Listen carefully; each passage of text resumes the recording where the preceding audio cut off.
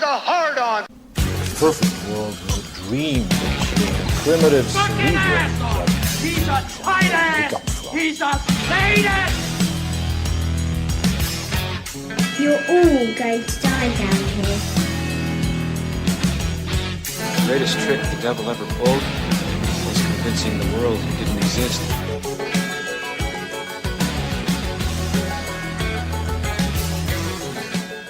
Happy heresies, my beloved truth seekers.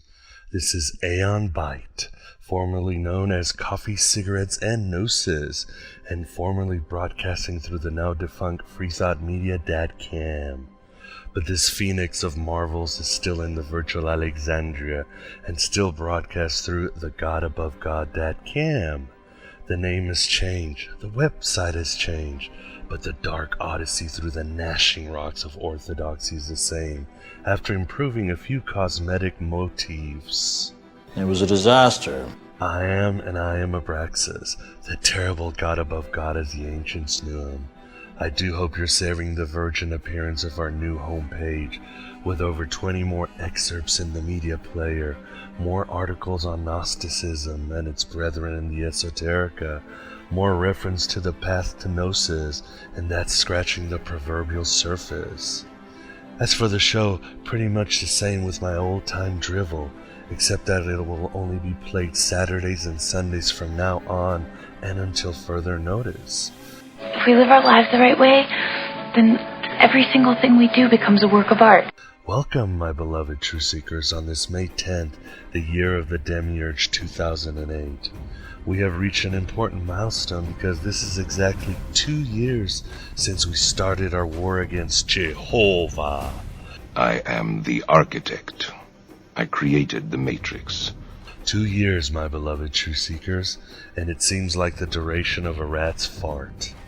And it's no accident that our guest today was the first ever guest at the former Coffee, Cigarettes, and Gnosis. He is also my favorite Bible scholar, Robert M. Price, author of such books as Deconstructing Jesus, The Incredibly Shrinking Son of Man, The Pre-Nicene New Testament, and Jesus is Dead. Jesus Christ! A 2-year anniversary and the erudite Bob is in the house. But today he doesn't come to the virtual Alexandria to parley about anything truly biblical or an introductory course in Gnosticism like on show number 1. No, this is even more serious, just as serious as the threat of fundamentalism across the globe. A serious threat he delineates in his new book, Top Secret. I'm going to spend the rest of my life in a cage of fear.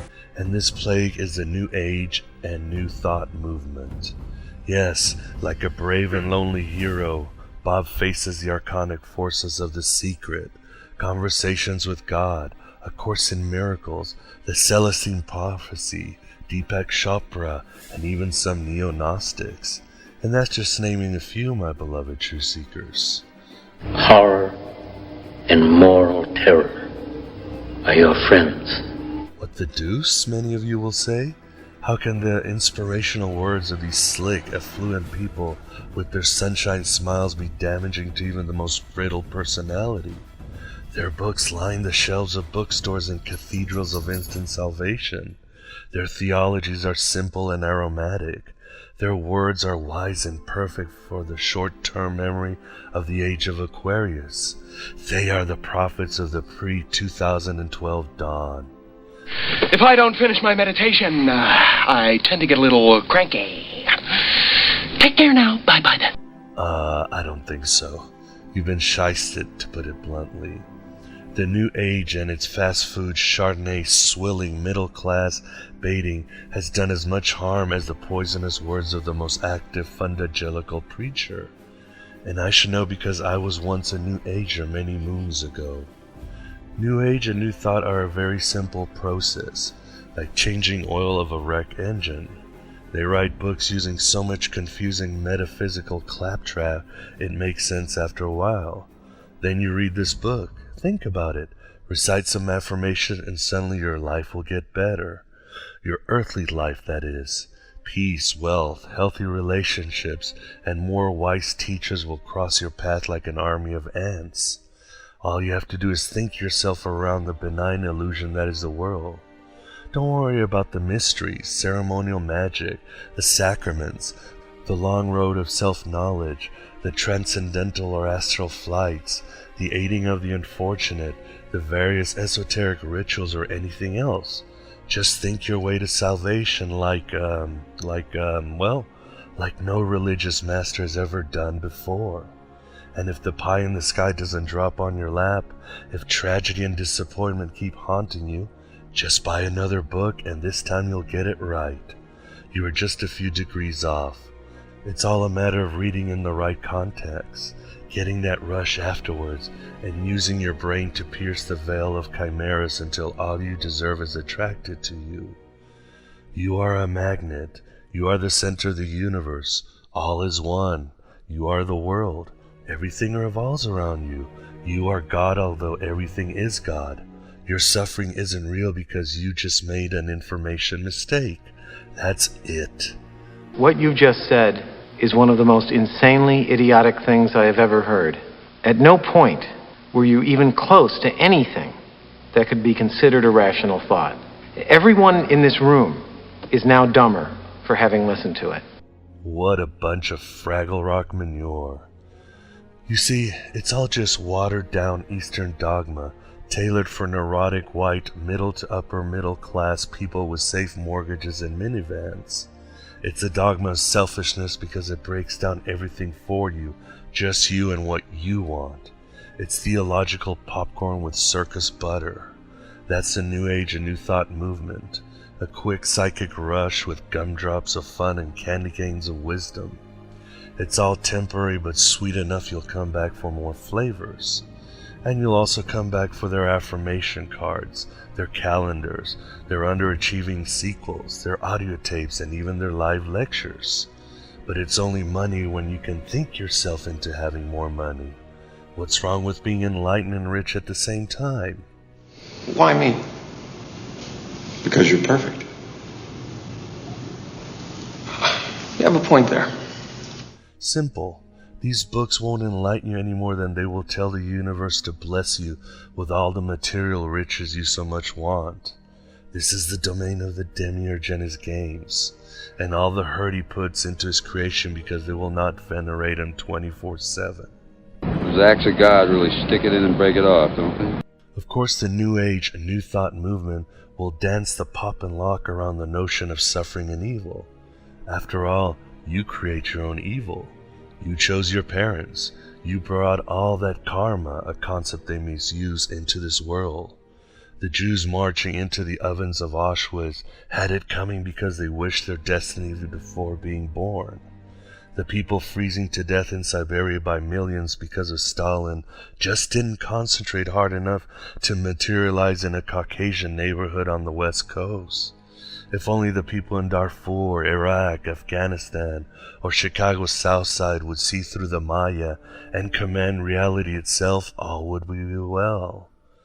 There are two kinds of evil people. People who do evil stuff and people who see evil stuff being done and don't try to stop it.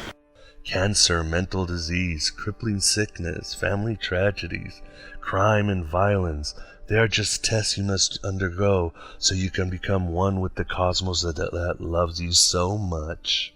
That God does not like you, never wanted you. In all probability, he hates you. They are no better than the orthodox who claim all the fault is on your shoulder. There are no victims, only volunteers, as one saying goes. Yeah, tell that to the Serbian woman being raped by a gang of Croats. Tell that to an AIDS patient. A soldier having his legs pulverized because of a landmine in Fallujah, a mother who finds her baby finished because of crib death, and so on. It's all just a nice illusion, and we're all one with God, who plays hide-and-go-seek or is trying to figure himself out. But first let me get my Lexus, a blonde boyfriend, and buy some jewelry blessed by Sylvia Brown. I'm sure those starving fellows in Haiti will reincarnate into Microsoft executives the next time around. Their pain is not real anyway. Why should anyone care? Did you have an awesome time? Did you drink awesome shooters and listen to awesome music and then just sit around and soak up each other's awesomeness? And that's just the tip of the iceberg of the peccancy that is the New Age and New Thought movement. Can't people see how much it blinds them with golden calves of immediate enlightenment gratification? Can't they see that spiritual growth requires the effort of Atlas and a herd of different actions? Can't they see the mind is a seat of suffering, as the Dalai Lama once said? And worse, can't they see the pain of our brothers and sisters out there in the world? Aching, ignorance, and eternal nightmares are the plight of mankind. And when we accept this, we can truly cultivate a way out and cultivate an authentic feeling of compassion and love for them. It's not their fault, but it is our responsibility as we gain more and more Gnosis. There must be some kind of way out of here. Bob is a lot kinder during the interview on his important book, Top Secret, but we should all be grateful there is suddenly a chronicle out there that exposes the spiritual information of the New Age Venus flytraps. But is it all garbage? Of course not.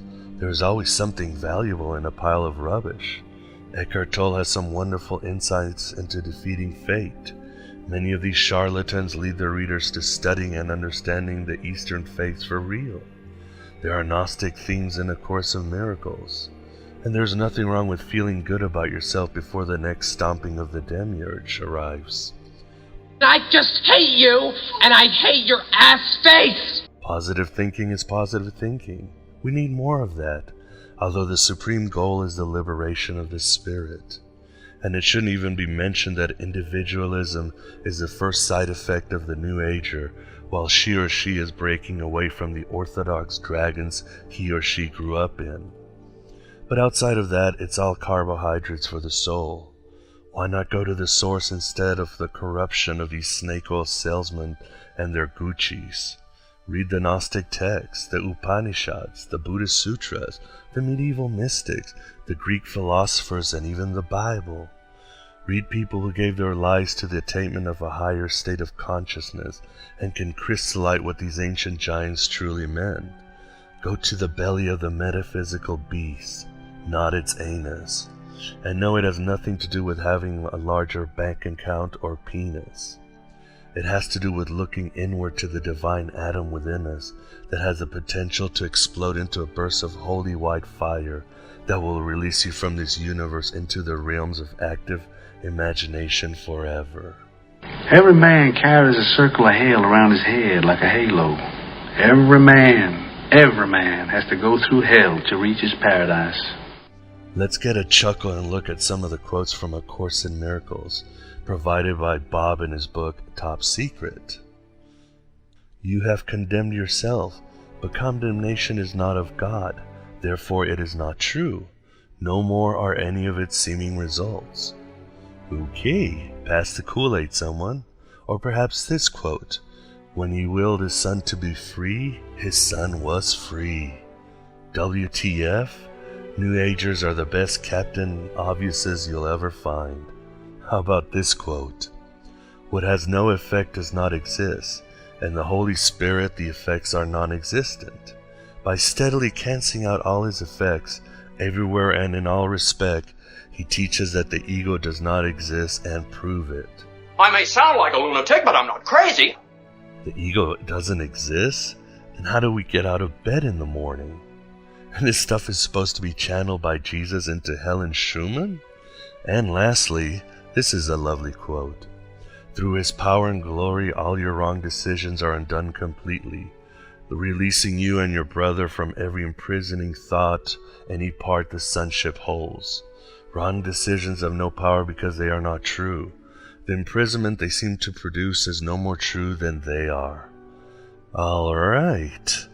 All those decisions in my life were not true, and thus here I am, a 40-year-old burned-out alcoholic writer who has more health problems than Anakin Skywalker in a river of lava? Yeah, bad decisions are an illusion. It's all an illusion. It's all an illusion I can change, become some latte-drinking yuppie with a Harry Potter credo told me so? I can do anything I want.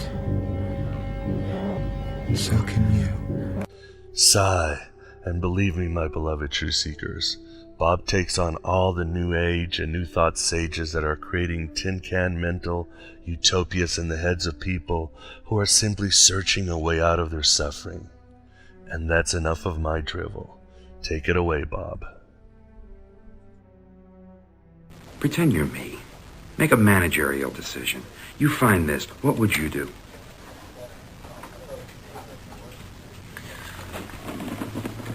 Well, I gotta tell you, I'd be very, very careful who you talk to about that, because the person who wrote that is dangerous.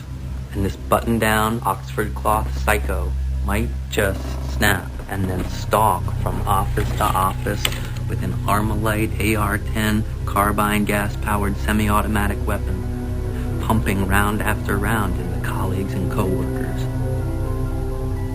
This might be someone you've known for years. Someone very, very close to you. Tyler's words coming out of my mouth. And I used to be such a nice guy. Or maybe you just shouldn't bring me every little piece of trash you happen to pick up. Today we have my favorite Bible scholar, Robert Price, and he will be discussing his new book, hot off the shelf, called Top Secret. How you doing today, Bob? Oh, great, and there's no secret about that. Well, that's good to hear.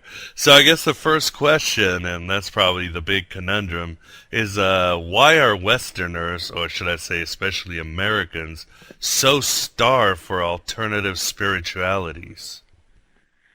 Well, I guess there is some kind of well, I don't want to say a God-shaped vacuum or any of that stuff, but there's a point to that in that the way I'd put it is that we have evolved great big brains that raise questions far above the level of mere survival, and as Peter Berger says, we sort of have to create an environment in our heads of meaning, and you could call that the spiritual dimension, the cultural dimension, the symbolic dimension, or whatever, where we need and create meaning, and that I think needs a name for most people, and that's religion or spirituality of one kind or another. And people are getting tired and bored with traditional religion and need new things, and they're and the kind of stuff I deal with in the book, it tends to be the lazy person's guide to enlightenment. There's some book title almost exactly like that from the 70s, The Lazy Man's Guide to Enlightenment. And so that's what these, not that there's nothing to them, but that's sort of the American, get-saved-quick scheme idea. So that's my guess as to what people want and why they want it.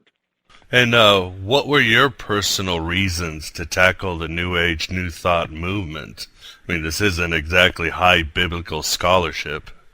Well, my wife got me into it, as well as some people at Johnny Coleman Seminary, because Carol and the whole denomination, the seminary stands for, are in the New Thought ballpark, and so I've heard tapes and read a bit about like Wayne Dyer and some of these people, and I thought how there's just a lot of crackpot quackery in this, and yet I began to think, I think there's something to this. That the pseudoscience shouldn't scare you off, the heavy-duty metaphysics that someone like Dyer makes no attempt whatever to justify, just pontificates about it. And that may be dubious, I think it is, but I couldn't escape the feeling, yeah, there's something to this. I know people who face the same circumstances I do and have a different world. What is the difference? We must both be bringing something to it, and that's nagged at me. And so I decided, well, let me look. That's what I first started out with the New Thought stuff, which is really what The Secret is, Rhonda Byrne's book. And I found I could separate out what I call like there's the wisdom of the human race, that to a great degree you are creating what you face, the reactions you will Garner and so on. You could separate that from the dubious and even silly parts of it, and it might be worth stressing, especially for people like me who are skeptical. You don't need to throw the baby out with the bathwater, and there is a baby in here. And then most of the other stuff I read as a huge lump with the New Thought stuff and began to realize, well, these are a number of different things. They're channeled books and books about the metaphysics more than the application, like the Course in Miracles and so on. And so I just found it fascinating to create a kind of rogues gallery of these things. Plus the Buddhism I read was very, very fascinating. I was kind of skeptical of that and spilled out some of that with the venom at the beginning of the Dharma Bums chapter about how these respected Buddhists in our latte drinking type elite culture, they get away with stuff that fundamentalists would never get away with, and that set me on guard. But then when I began to read the stuff, I thought, they really do have something to say here, and even Deepak Chopra, who I can't help think of as a charlatan, it's worth pointing out what he has to say that's worthwhile. So I decided, what the heck, who else has taken this approach to blast these people where they need it, which is all over the place, but to point out, hey, there is something here. Let's just draw distinctions. And Bob, what exactly is the difference between New Age and New Thought? New Thought seems to be like a new term. Well, this was really part of it's like a twin of Christian Science, and came about as part of the same thing. Originally, it was just a synonym for that, and it was an implicitly monistic kind of applied philosophy that God is not so much a person as a structure of laws, natural law, which includes laws of thought, imagination, and behavior, and if one learns those, one can manipulate them, which really is classical magic. It was always a kind of a pseudo-science. The occult was a set of hidden principles that the mage or the sage or whoever could penetrate and manipulate. The rest of us just didn't know how. Well, this is a kind of a return to that, and it's what Brian Wilson, the great sociologist of religion, would call a thaumaturgical cult, a wonder-working cult. It says you can really make a difference in the external world by thinking about it. And the most drastic example would be, as in Christian Science, because the world is all one, and it runs by knowledge, and you are one with God. God cannot be sick, so neither can you. It must be an illusion, and you can know it away. And, of course, there's something wrong with that. A lot of people are dying. The experiment has proven a failure many, many times. But that's the problem with making a metaphysic out of it. Well, the New Thought part was metaphysical to that degree. The New Age movement often affirms all of that, but adds a lot more baggage, typically like reincarnation, gross pseudoscience like crystals, pyramids, and that kind of stuff, UFOs, things that have no real inherent connection with one another, but that often seem to be clustered together in the New Age movement. Kind of a menu of things you just, I don't want to even say a syndrome because I don't see any underlying consistency, but the New Age movement often has all these other features as well as the monistic metaphysics of New Thought.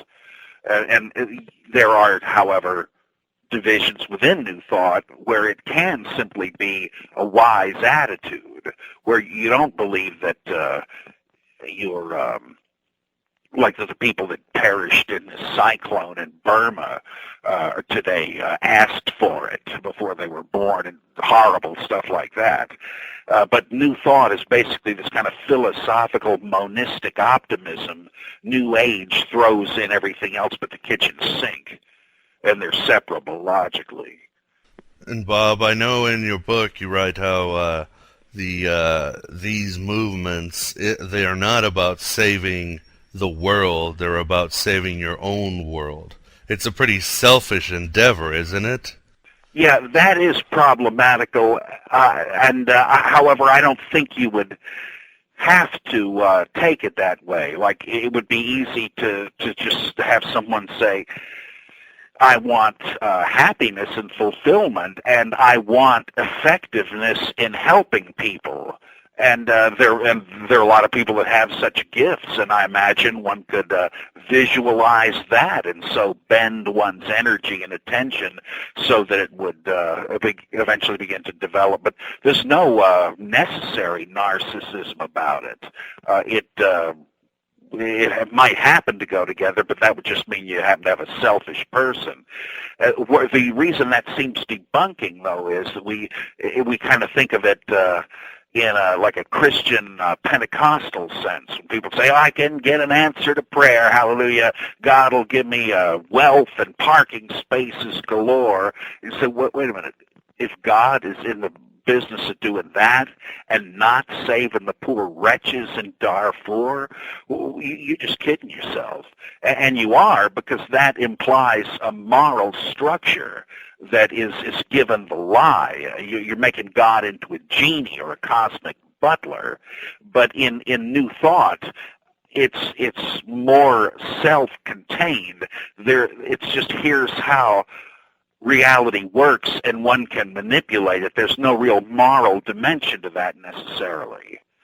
And there could be. I mean, you could be a socially inclined, morally enlightened person and use the same principles, it seems to me, not in a selfish way. But there's no requirement that you do that, and so a lot of it sounds very childish and narcissistic. And Bob, what is their obsession with physics? What does physics do for them? I think it's a way of reducing the need for faith, though I don't believe you really need that, except faith in the sense of a dogged policy. Now, here's what I'm after. I'm not giving up, though that is not quite the same thing as I believe in something with no evidence. Yet, perhaps people fear that. And if it can be explained to them, well, yeah, you see, these physics experiments show that the observer affects the outcome of the experiment. Well, you see, mind over matter works, and you can just command reality and make it happen.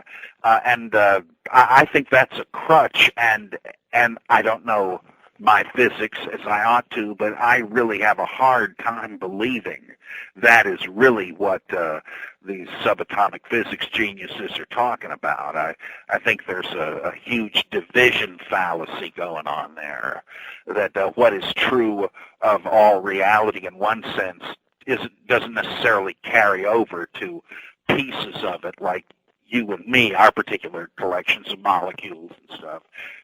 But I think it sounds to me like pseudoscience, and people that have a little knowledge, and it's a dangerous thing, and it's irrelevant anyway.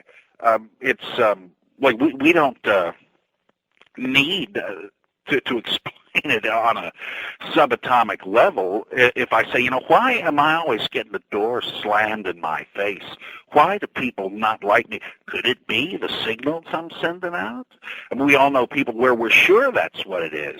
They're not able to see it for some crazy reason. You don't need physics to understand that. You just need emotional intelligence. And it comes down to specifics that are too small for us to notice.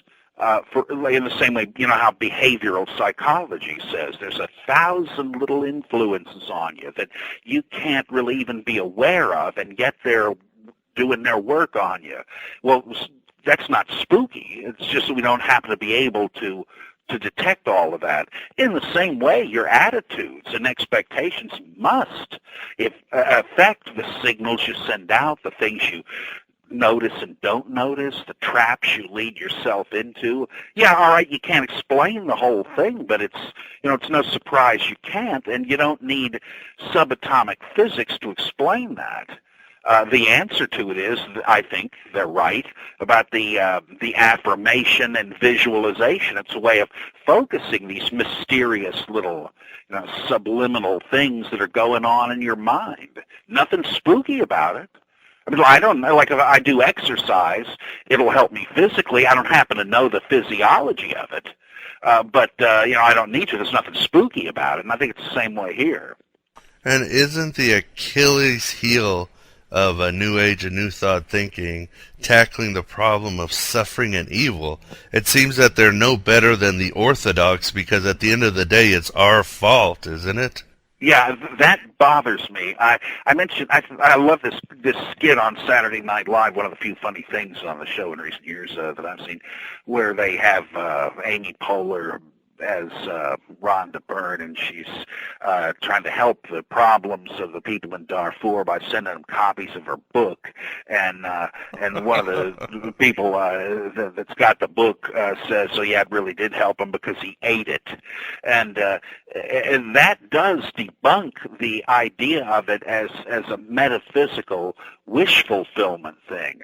But I try to show how that just shows you where the principle applies and where it does not. It isn't magic. It assumes a certain, like the Maslowian hierarchy of needs, that on a certain level of introspective thought, presupposing an affluent society, there are ways to work on your life and make it even better, none of which makes any sense if you're starving to death. It's like, it's just you have to take care of a lot of stuff before you get to this.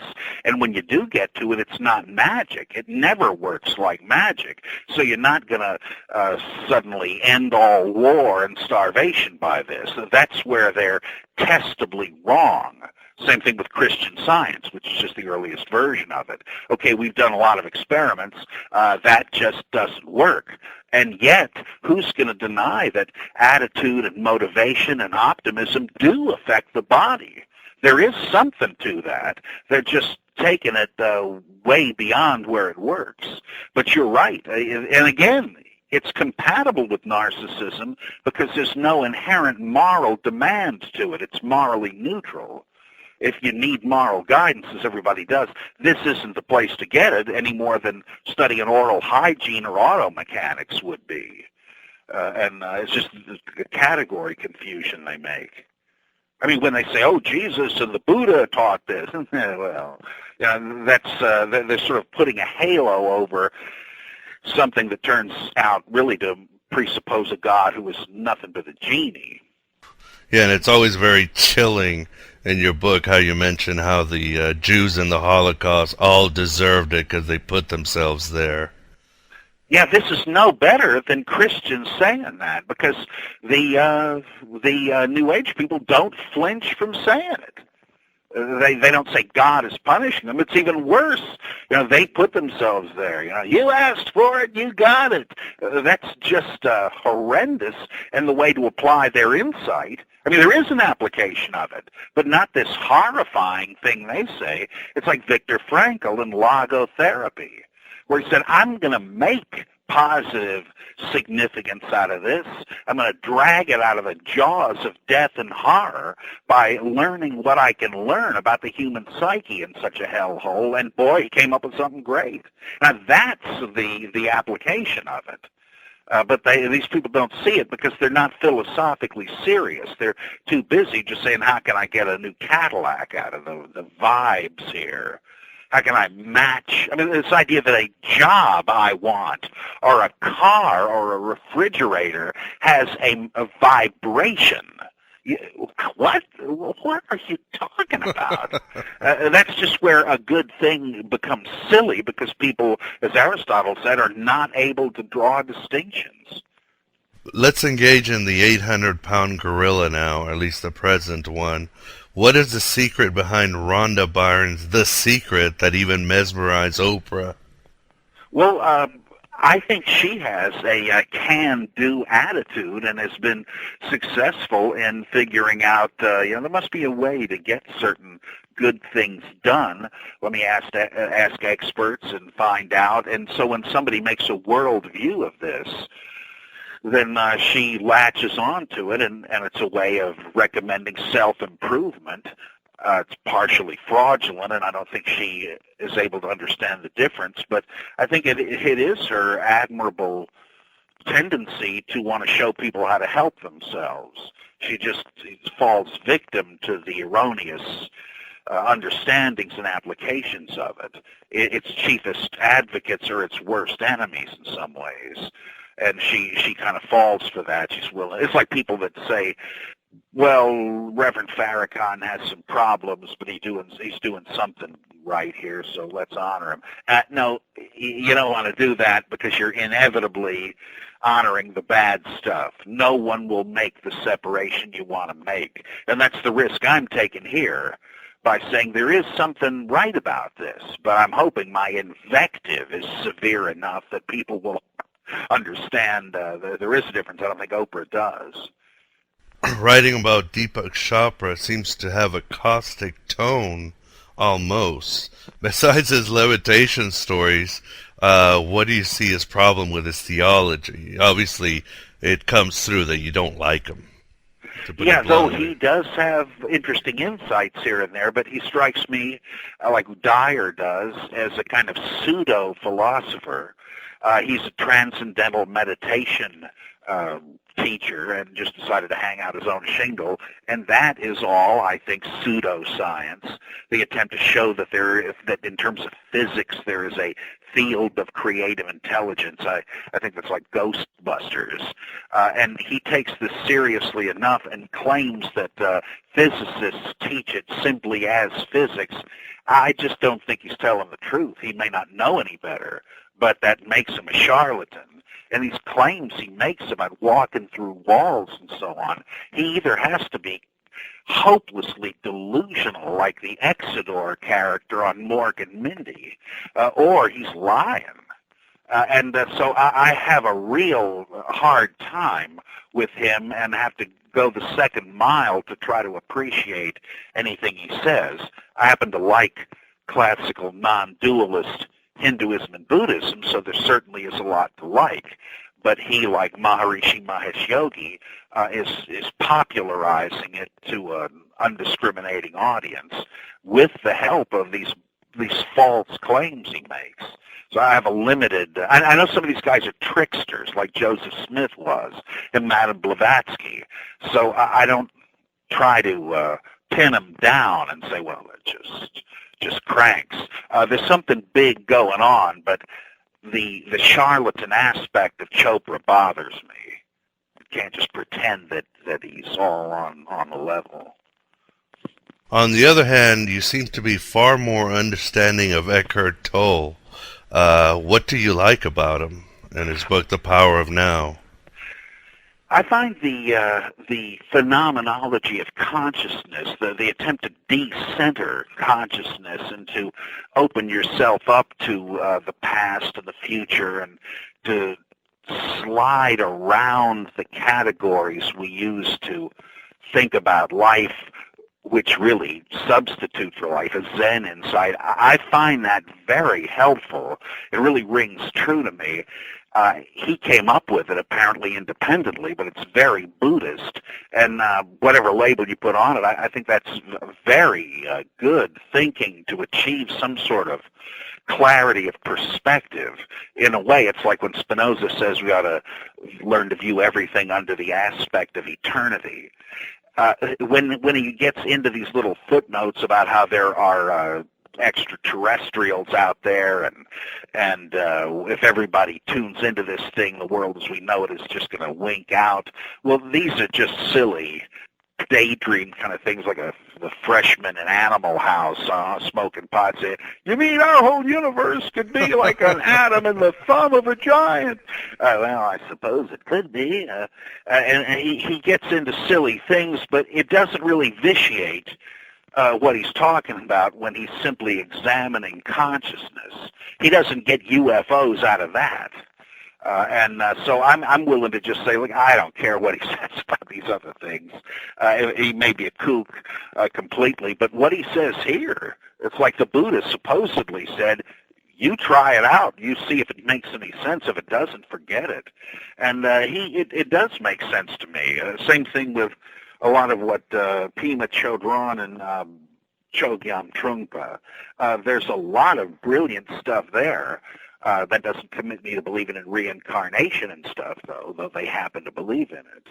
I don't know what Tolle is saying in his more recent books, though. For all I know, he's saying that where the earth is hollow and we live inside it. I have no idea, but I do like the phenomenology of consciousness approach he took there.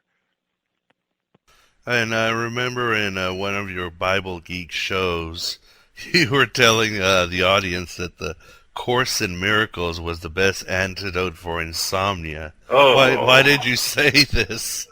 It is unbelievably turgid and maddening with the abrasive, denigrating attitude throughout. Again, just dogmatizing, no argument for any philosophy or anything. Unlike Tolle. Tolle is saying, take a look at the way you're experiencing things. Isn't this true? Try this. Wouldn't this change your way of looking at it? Unlike that, in the Course in Malarkey, there is just this heavy-duty, total denial of any intuitive apprehension of the world. Every way it seems to you is wrong. And if you can just switch over to believing the world is just the opposite of the way it seems, well, everything will be all right. Well, it might be, but you'd be in a padded cell and wouldn't know any better. And the whole thing seems to me to be really cultivating paranoia. And it's interesting that a few of these people came up with their theories after massive psychological breakdowns. This guy that wrote Power versus Force, the most ludicrous thing I ever read, he claims in the beginning of it to have had this breakdown after which he came out with psychic powers and so on, including this nutty thing about lifting your arm up to determine whether Hegel was right, and this absurd stuff. Tolle also went into a trance, and I think Helen Schuckman did, and not that I'm trying to negate them. I mean, a psychic breakdown could be a genuine cracking open of the armor to allow some fresh insight to penetrate. But in her case, it seems to me she's really sort of providing a pathway into lunacy, if you can stick with it long enough to follow her. I'm frankly amazed there are study groups on this thing. It's just impenetrable turgidity. I guess I could curse it out some more, but it's probably bad enough. Here's the part that shocked me or kind of surprised me is why did you decide to include some of the Gnostic hierophants in your book? Like Jung and Heller and Freaking Gandhi. Well, they also seem to me to have very interesting things to say. Not only do they update ancient Gnosticism and give us some idea what those people may have been after, because Gnosticism was a spirituality and a living religion, not just a bunch of science fiction novels, as some people seem to think. And they show, as Jung did, that this was a living philosophy and a life stance.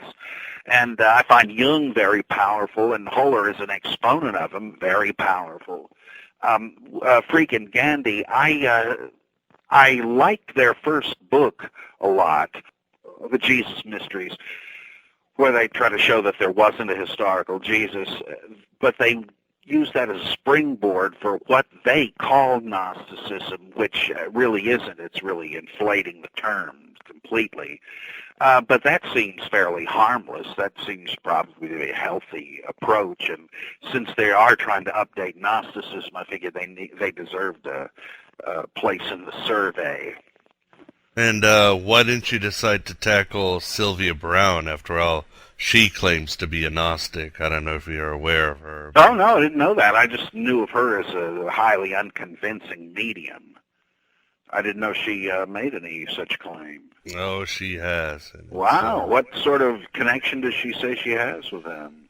I don't know. She just simply says she's a Gnostic, but she buys into the whole Dan Brown, Jesus went with Mary Magdalene to France and all that. It's very bizarre theology.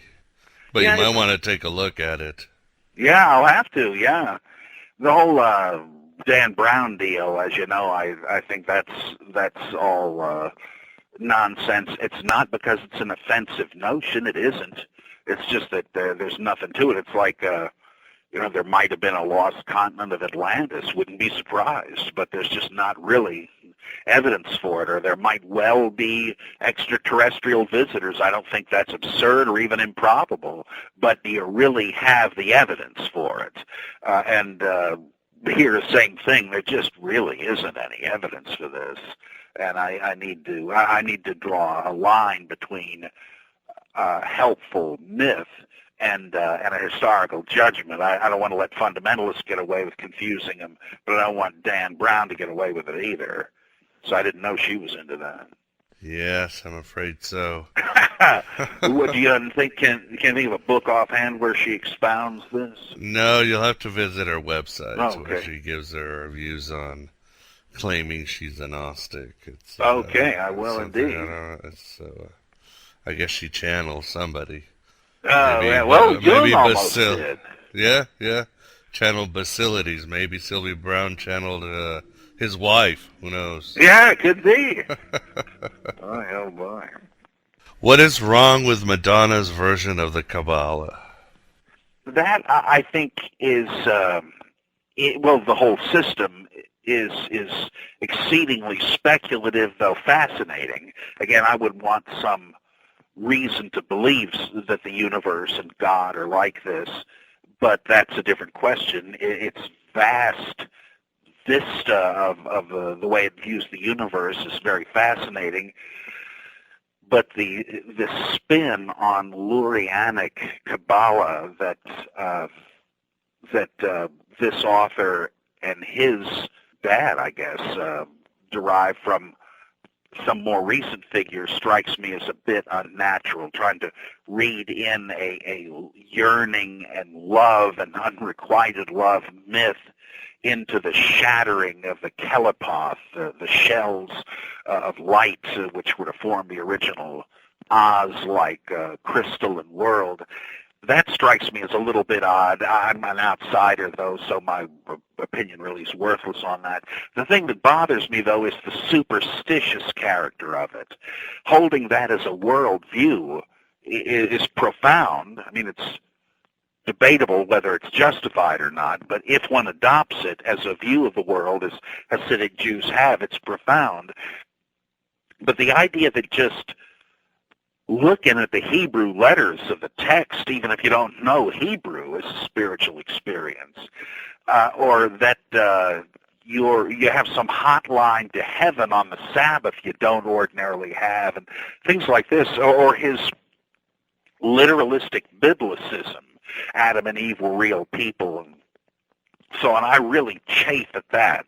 I think if you're trying to convince people they've got to believe in that, that's very, very dangerous. Creationism in this day and age really is reprehensible, and people ought to know better. But he thinks that it fits in with the whole package. I'd like to think it doesn't. As for Madonna herself, who knows what's going on in that skull? What she believes about this, how she was convinced of it, if she was, or whatever. It's almost an embarrassment to the rabbi's system that she endorses it. And then I don't happen to like her music. It doesn't have anything to do with that. I don't morally disapprove her. It's none of my business. But she just seems like kind of a sickly person. But as I say in the book, maybe Mary Magdalene was too, and Jesus was stuck with her. Perhaps. And ending is the very popular Joel Olstein.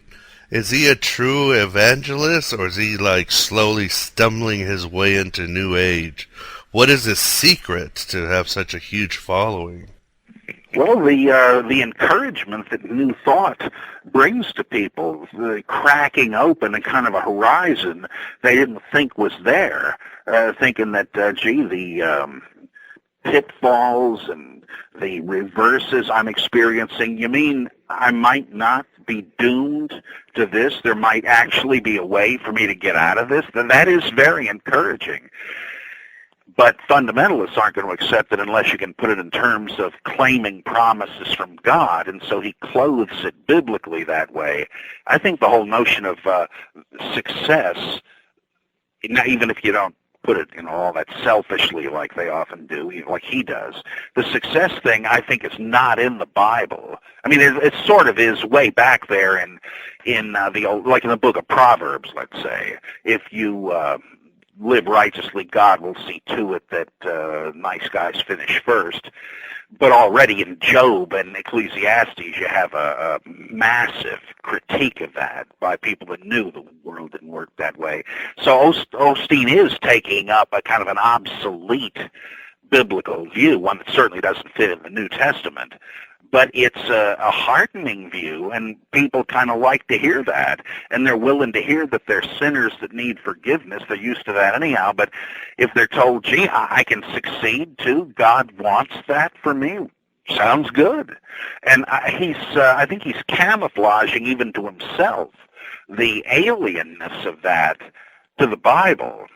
And it's not like you can't combine them, but it's like being a patriotic American and being a New Testament Christian.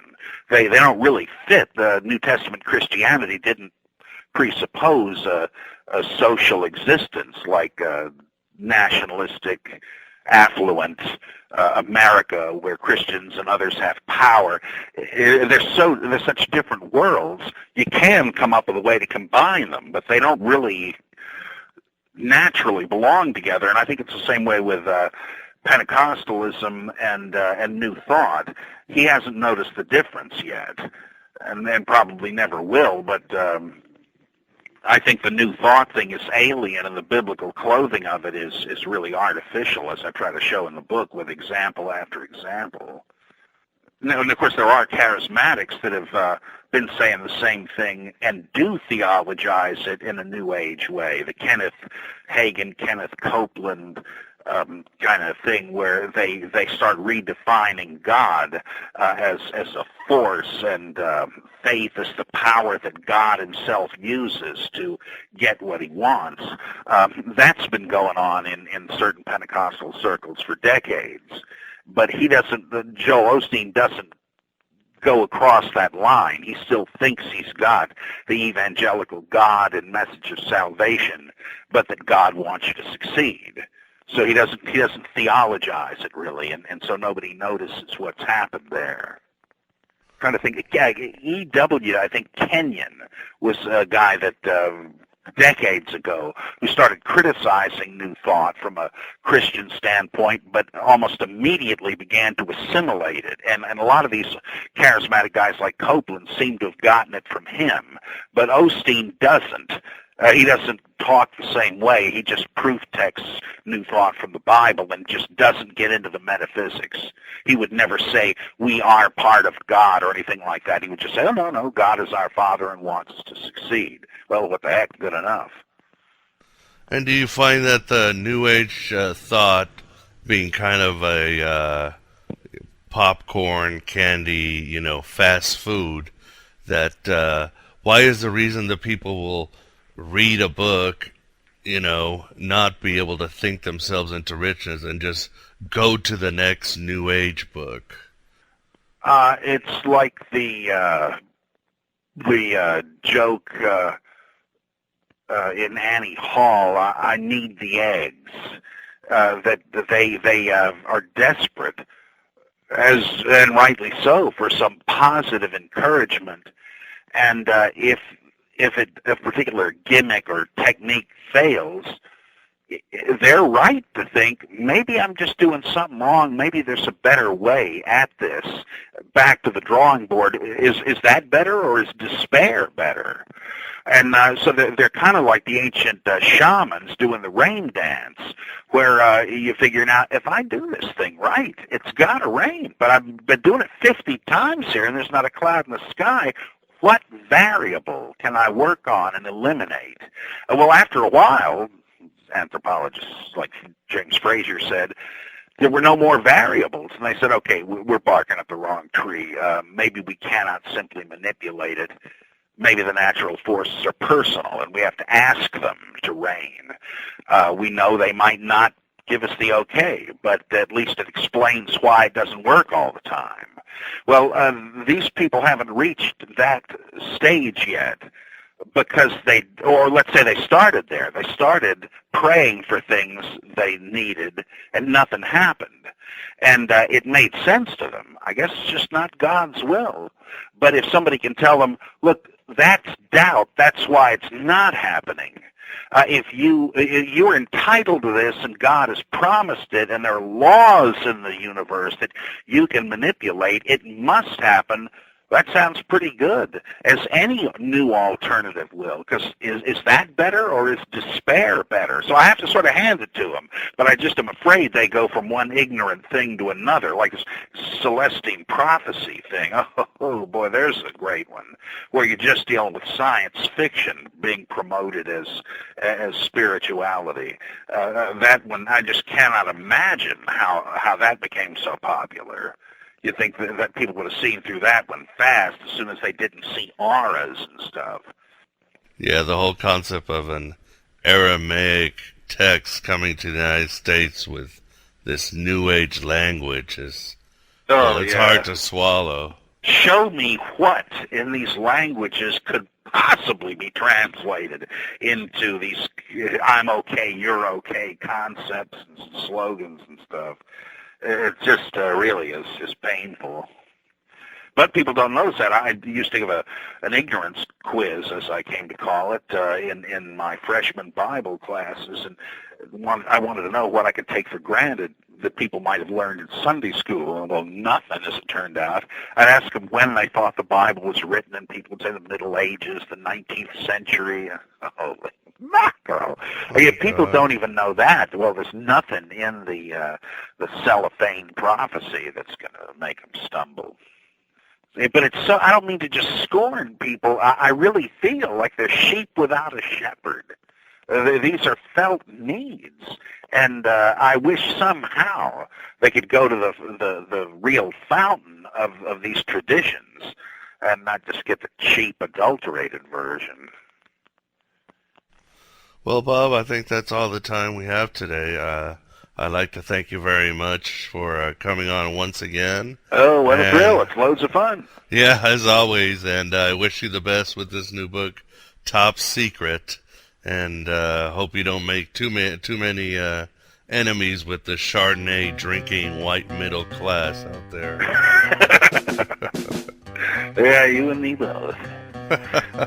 You keep up the good work. All right. Well, thank